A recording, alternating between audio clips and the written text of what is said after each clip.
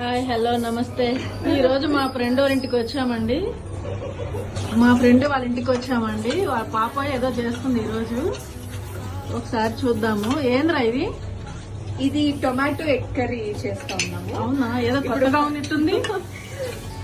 Simple గా ఇది తిరగబాతు పెడతారు కదా, ఆనియన్స్ అంతా వేసేసి తర్వాత టొమాటోస్ వేసి గుజ్జు గుజ్జుగా అవుతుంది కదా, మసాలాలు ఉప్పు అన్ని వేసాక ఎగ్ వేస్తాం.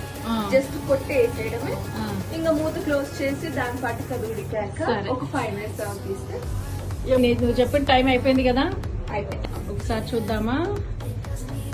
ఇలా అయిపోతుంది ఎగ్. యోక్ అంతా లోపల ఉంటుంది.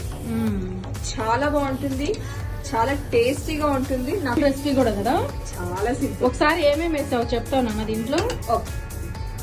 ఇప్పుడు ఆయిల్ వేసి ఆనియన్స్ మనం అంతా వేయించినాక కరివేపాకు వేసాక ఇంకా టొమాటో మీరు కట్ చేసి వేయచ్చు లేదా మిక్సీ వేసి కూడా చేయొచ్చు. ఇక్కడ నేను మిక్సీ వేసి చేసాను ఎందుకంటే కొంచెం టైం సేవ్ అవుతుందని చెప్పి. మిక్సీ కట్ చేసి కూడా వేయచ్చు.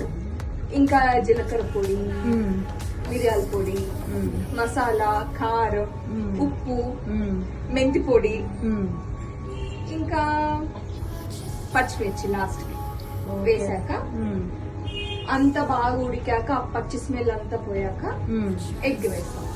ఎగ్ వేసేసి మీరు కొరియాండర్ కొత్తిమీర వేయాలంటే వేయండి, లేదంటే మీ ఇష్టం. తర్వాత ఒక 10 minutes వరకు కవర్ చేసేసి egg curry, egg tomato curry. Okay, ఇప్పుడు అయిపోయినట్టేనా? దించేద్దామా? దించేద్దాం. సరేనా, ఓకే. ఎలా ఉందంటే చాలా బాగుందా.